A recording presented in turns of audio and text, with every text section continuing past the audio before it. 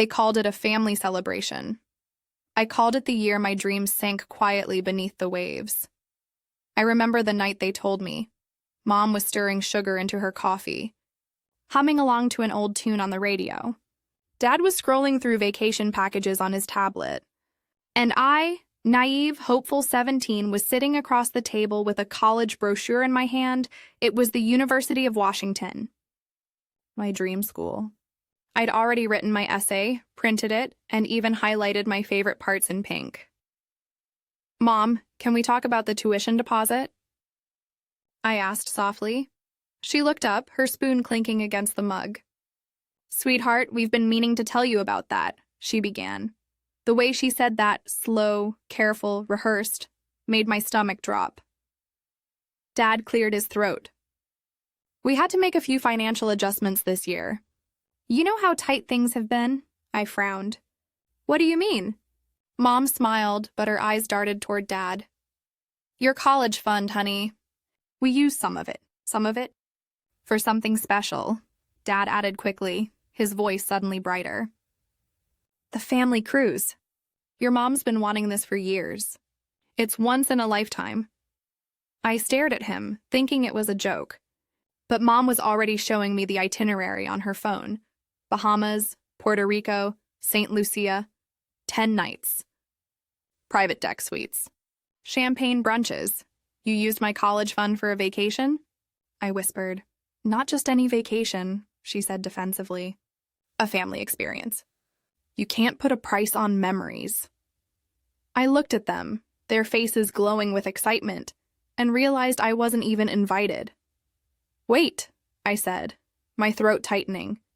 You didn't mean all of us, did you? Mom's voice softened like she was explaining something simple to a child. Sweetheart, you'll be busy with applications. And Grandma can't travel, so someone needs to stay home with her. You're so responsible. This will be good for you. They left 2 weeks later. I stood in the driveway as the taxi pulled away, their laughter echoing through the morning air. Mom waved from the window. Dad yelled something about bringing souvenirs. The car turned the corner, and silence filled the space they left behind. That night, I sat at the kitchen table, staring at the brochure for the university. It felt like holding a ghost. I thought about all the years I'd worked part-time jobs, skipped outings, and saved every dollar I could. They told me it was for my future. They promised they were matching my savings, just to help me start strong. But my future, it turned out, had become their vacation. I could almost hear the ocean in my head, the sound of what they'd stolen. Grandma found me later, sitting there in the half-light. She shuffled into the kitchen, her slippers whispering across the floor. They left? She asked softly. Yeah, I said, my voice flat. She studied me for a moment, then nodded slowly.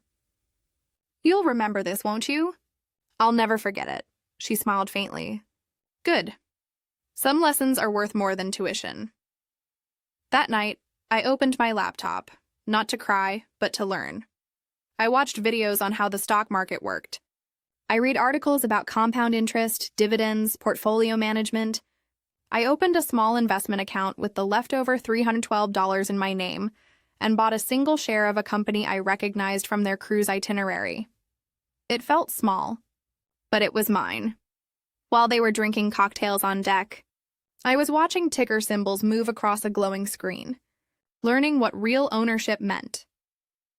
Every ping of a stock price felt like a heartbeat coming back. They came home tan, loud, and oblivious. Dad slapped me on the shoulder and said, "You would have loved it, kiddo." Maybe next time, I smiled. Yeah, maybe next time. But deep down, I already knew. Next time, I wouldn't be the one left behind. I'd be the one holding the ticket they couldn't afford. When they came back from that cruise, everything about them shimmered with something new. Mom had sun-streaked hair, gold jewelry she'd found in St. Lucia, and an Instagram feed full of smiling faces that didn't include mine. Dad couldn't stop saying, "We deserved it." They talked about sunsets and lobster dinners while I reheated leftovers in the microwave. The silence between us grew like an unspoken receipt.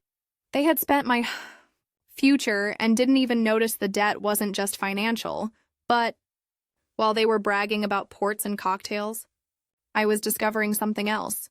Numbers could speak too. And unlike people, they didn't lie. At first, I only understood fragments, percentages, dividends, ratios that felt like code. But slowly, late at night after Grandma went to bed, I'd sit in the quiet with my laptop glowing against my face, and it began to make sense. I watched videos on investing, read financial blogs, and followed people who talked about freedom like it was math, not magic. I learned how companies worked, what a board of directors meant, how stock splits could change everything. And I found something strange. The cruise line my parents had traveled with was a public company. That same logo printed on their shirts and their photo albums, those blue letters against the white wave, was also a ticker symbol. At first, I laughed. It felt absurd, but something in me sparked, a mix of anger and curiosity. I opened the trading app on my phone, typed the symbol, and watched its graph dance across the screen. It had dipped that week slightly. A small drop, almost like the universe offering me an entry point. I had $312 left, just enough for a single share. I pressed buy. That sound, a soft confirmation chime, felt louder than any apology I'd never received. It was small, yes, but it was control, ownership, a single brick in the wall of something that would one day keep me standing. Every day after that, I checked the numbers. I learned patience. I learned that money could grow quietly, the way self-respect does after betrayal. I picked up extra shifts at the coffee shop, worked weekends, saved every tip. I watched others spend their paychecks on clothes and brunches while I funneled mine into tiny slices of companies I barely understood. Airlines, hotels, software firms, even coffee suppliers. It became a quiet ritual. Every deposit meant less resentment. More resolve. Months turned into a year. My portfolio, small but alive, grew to something that looked like potential. Then, one afternoon, I got an email that made my heart skip. The cruise company was offering shareholder perks, discounted tickets, early booking privileges, even VIP event invitations. It felt ironic. The same company that had carried away my college fund was now sending me, their shareholder, an invitation. "Looks like I finally got my ticket," I whispered, half laughing. I didn't take the cruise. I didn't need to. It was enough knowing my name, my money, was on the ledger. When tax season came around, Dad called me into the living room pretending to be cheerful. "You're old enough to start learning about this stuff," he said, waving a statement. "You've got a little savings, right?" I nodded. He grinned. "That's my girl. Maybe one day you'll invest in something smart, like that cruise company we love." I smiled. "Already did." He laughed, thinking it was a joke, but it wasn't. By then, Grandma's health was declining. I took care of her every evening, cooked her dinner, kept her company while she told me stories about her own sacrifices. How she used to skip meals so her children could eat. How she saved coins in jars just to keep the lights on. One night, while folding laundry, she said, "You have my stubbornness." I looked up from the dryer. "Is that a good thing?" She smiled. "It's what builds the kind of future money can't buy." When she passed away a few months later, I found an envelope in her dresser drawer addressed to me. Inside were two things: a note in her shaky handwriting that said, "For your next step," and a check, $10,000. I cried so hard I couldn't even see the numbers clearly. It wasn't just the money. It was the meaning. Someone, finally, believed I deserved a start. I knew exactly what I'd do with it. I didn't apply to college again. Not yet. I used half of it to expand my portfolio, buying shares in industries I'd studied for over a year. And yes, I bought more of the cruise line, a quiet kind of poetry. I told no one. At dinner, my parents argued about bills and vacations, wondering aloud why life always felt harder after that amazing cruise. They didn't know the same company they worshipped at sea was now sending dividend checks to me. Every month, Small deposits arrived in my account, growing like tiny seeds. It wasn't about revenge. Not yet. It was about becoming someone who didn't need to ask permission to dream. 3 years passed before anyone noticed how much I'd changed. By then, I had a small apartment of my own, a corner unit with peeling paint, an unreliable heater, and a view of a brick wall. But to me, it was freedom. I worked days at a downtown marketing firm, entry-level, overworked, underpaid, and spent nights running a blog about personal finance for women. It started as a place to share what I'd learned. Small steps, small wins. The language of money I'd taught myself after losing everything. The first post was called, "What They Took From Me Made Me Invest in Myself." By month 3, I had 5,000 subscribers. By month 6, I was making ad revenue. It was strange realizing that people trusted me, strangers, not family, asking me about credit, savings, investing, all the things I'd once begged my parents to teach me responsibly. Sometimes, I'd think back to that night in the kitchen, Mom stirring sugar into her coffee, Dad planning that cruise, and I'd smile quietly to myself, knowing how different my life had become.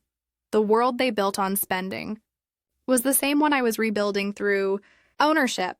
I still tracked that cruise company's stock every week, their financial reports, their quarterly earnings, their long-term expansion plans. I read every line like someone reading old family letters. And one morning, while scanning a news alert over coffee, I saw a headline that made me stop mid-sip. Maritime Global expands fleet, launches public share offering.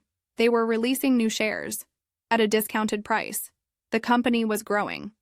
And I was ready. I liquidated a few smaller holdings, used my savings, and reinvested. Carefully, deliberately.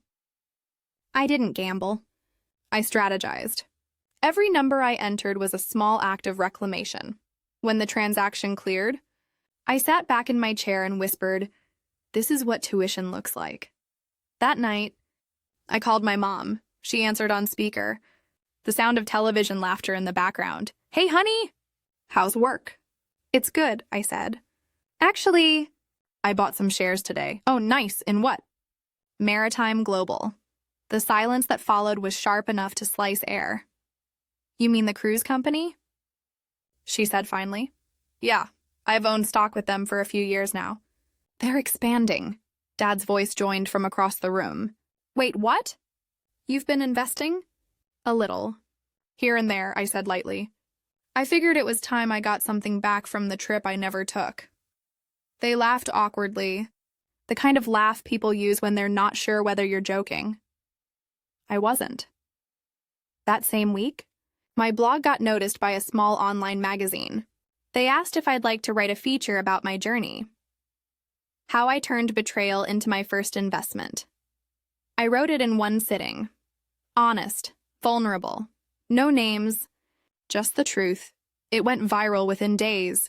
Emails poured in from people who'd lost trust, money, family, thanking me for reminding them that taking control doesn't always look like revenge. Sometimes it's just peace with interest. Then came sponsors, partnerships, a book deal offer from a publisher who'd seen the article. My life started changing faster than I could process. And just when I thought the past had settled quietly behind me, Mom called again. Her voice was brittle. "Sweetheart, your father lost his job.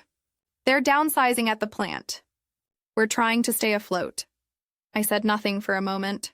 She sighed. "You've always been so smart with money. Maybe you could help us figure something out. We've been looking into investments, maybe even that cruise company." I almost laughed. The irony was almost poetic. "Let me look into it," I said calmly. When I hung up, I opened my trading app.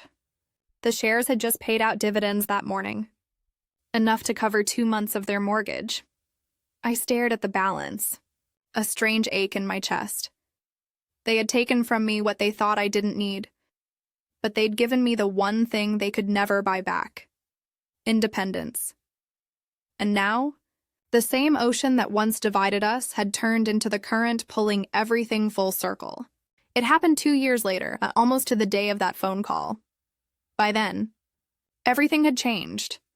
My blog had turned into a full-fledged brand. Sea Change Finance, they called it.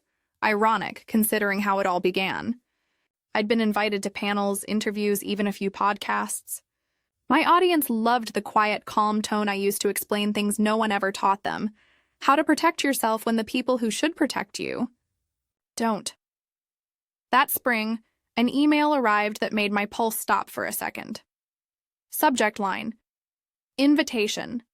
Maritime Global Investors. Summit 2025, they were hosting a shareholder event in Miami. Investors, stakeholders, executives, it was the same company my parents still obsessed over. The same one they bragged about sailing with every summer, and this time, they weren't passengers. I was. The irony felt too delicious to ignore. The night before the event, I couldn't sleep, not from nerves, from disbelief. Somewhere deep down, the girl who once cried over a canceled college dream still lived inside me, wondering if this was real. I thought about my mom's perfume lingering in the car as she'd driven away years ago. The laughter of my dad recounting our family cruise. That memory didn't hurt anymore. It just felt distant. When I arrived at the hotel, the lobby gleamed with gold fixtures and panoramic ocean views. People in tailored suits moved like waves, talking about expansion, sustainability, and market growth. I checked in at the investor registration desk. "Welcome, Ms. Harper," the woman said with a smile. "Your seat's in the gold section, right up front with the other primary shareholders." Primary shareholders. That word landed like music. The event opened with speeches and champagne. At one point, the CEO took the stage, thanking our investors who believed in us since the early days. I sipped quietly, scanning the crowd, and froze. 2 rows behind me sat my parents. Mom's hair was perfectly curled, her signature pearl earrings catching the light. Dad had the same watch he'd bought years ago, the one he wore on every cruise photo. They hadn't seen me yet. I turned slightly, just enough to watch them. Mom was smiling, whispering something to a woman beside her. Dad laughed. For a second, I wondered if they'd even recognize me. The woman they left behind, now in a sleek navy suit, press badge clipped to my lapel, company lanyard glinting in the light. The CEO continued, "And now I'd like to invite one of our youngest, most successful investors, a woman whose financial insight has inspired thousands. Please welcome Ms. Lila Harper." The applause blurred into static. My hands felt weightless as I stood and walked toward the stage. When I turned to face the crowd, I saw them, both my parents, frozen mid-clap. Mom's eyes widened, the smile evaporating. Dad's hand dropped to his lap. I smiled softly, not out of pride, but peace.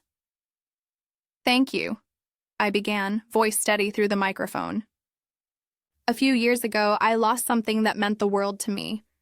My education, my chance to learn. It was taken or maybe redirected.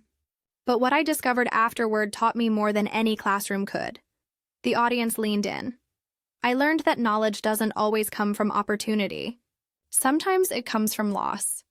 And when you decide to own your story, really own it, no one can take that from you again." Applause filled the hall. I smiled faintly and stepped back from the mic. When I sat down, my phone buzzed, a message from Mom. "Mom, we're here. Can we talk after this?" I stared at the screen for a long moment, then typed back, "Me. Of course. I'll meet you by the deck." Outside, the Miami air was soft and warm. They found me standing near the railing, watching the waves. Mom's voice trembled. "Lila, we had no idea. You work with them?" "I invest with them," I corrected gently. "I'm one of their partners now." Dad ran a hand through his thinning hair. "We're proud of you, kiddo. Really. We just didn't know you were into all this," I smiled, almost amused. "You didn't ask." They exchanged a glance.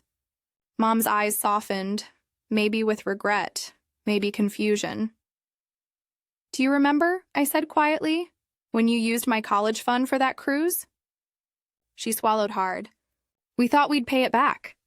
You don't have to, I said. You already did, her brow furrowed. What do you mean? I turned toward the ocean. That trip made me who I am. You taught me the cost of trust, and that lesson paid dividends. Their silence was answer enough. That night, I returned to my hotel room overlooking the ocean. The cruise ships in the distance shimmered under. Moonlight, the same line that once carried my family away now, looked like a constellation I'd finally reached. Wasn't angry anymore, not even bitter, because sometimes poetic justice isn't about revenge. It's about turning the same current that once drowned you into the tide that lifts you. The next morning, sunlight filtered through the curtains of my hotel room, soft, golden, and strangely gentle. For the first time in years, I woke up without that weight in my chest. No more proving, no more chasing. Just peace. The investor summit had ended the night before. After my speech, after that quiet conversation by the deck, my parents didn't say much. They just nodded, a little stunned, and left before dinner. There were no apologies, no emotional breakdowns, and honestly, I didn't need them anymore. I'd spent years craving their validation. Now, all I wanted was distance and silence, the kind that heals instead of hides. I stood on the balcony, sipping coffee, watching the morning ships leave the bay, white trails curling across the blue. Somewhere among those cruise lines were the same names printed on my portfolio. My shares, my ownership, my closure. It was poetic, really.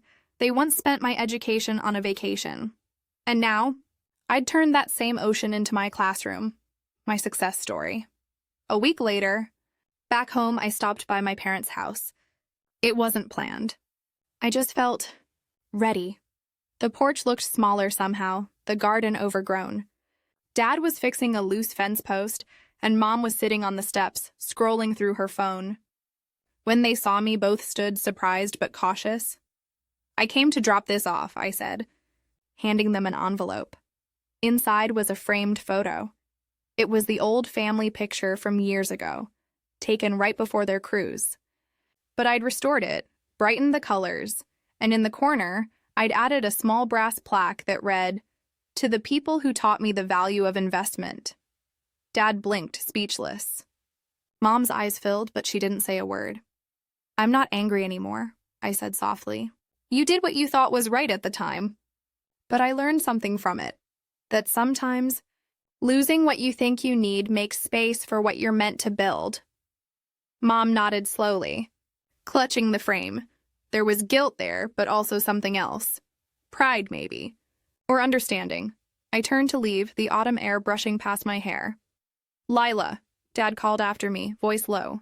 We're proud of you. I smiled without turning around. I know. A few months later, I took a solo cruise. Not for business. Not for symbolism. Just for me. I booked a small cabin with an ocean view. Packed 2 novels, my journal, and my grandmother's old locket. Every morning, I'd sit by the railing, coffee in hand, and watch the waves roll endlessly toward nowhere and everywhere at once. There was something deeply healing about being back at sea. This time on my own terms. No resentment, no shadows, just the sound of water and the quiet reminder that I had rebuilt my life from something that was supposed to ruin me. On the 3rd evening, as the sun dipped low and the sky turned coral and gold, a waiter recognized me. Ms. Harper, he said, smiling.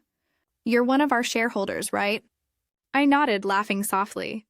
I suppose I am. He handed me a glass of champagne. Then this one's on the house. I raised it toward the horizon. To lessons, I whispered, and to tides that turn. The waves shimmered like liquid silver below, and for the first time in my life, I wasn't looking back. The ocean doesn't hold grudges. It just keeps moving, steady, vast, and endlessly forgiving. I realized that the day I stood on the upper deck of my own company's ship, watching the same waves that once carried my parents away with my future. Back then, I thought they'd taken everything. But standing there now, years later, in the salt breeze and sunlight, I knew they'd actually given me something priceless. Clarity. Clarity that comfort and love aren't the same. that blood doesn't guarantee belonging, and that sometimes the only way to reclaim your story is to quietly rewrite it. I had invited my parents on this ship not out of spite, but for closure. When they arrived, they looked uncertain, their steps slow, eyes darting from the marble floors to the silver nameplate at the entrance. Harper Lines, a division of Sea Venture Holdings, my last name, the same one they'd signed off that college check with. Mom's hand trembled slightly as she touched the railing. "You really own this?" she asked softly. I smiled. "Part of it." Dad looked out toward the horizon, his voice low. "We didn't know what we were doing back then." "I know," I said. "And now you do." There was no bitterness in my tone, no pride either. Just truth, clean and even. That night, we ate dinner together for the first time in years. The dining hall glittered with light, the music soft and distant. I didn't talk about money or forgiveness or the past. I just listened, really listened, as they talked about things they'd never shared before. Fear of getting old, regret, uncertainty. They were human, flawed, imperfect, like I'd always been, and maybe that was enough. When the waiter brought dessert, Mom hesitated before sliding a small wrapped box across the table. Inside was a charm bracelet. One tiny silver ship hung from it. "It's not much," she said quietly, "but I wanted you to have something to remember this by." I fastened it on my wrist. The charm caught the light, glimmering like a miniature wave. "I'll remember," I whispered. "Don't worry." Later that night, I stood alone on the balcony of my suite. The ship hummed softly beneath my feet, alive. Steady mine. The stars above looked endless, scattered like stories waiting to be told.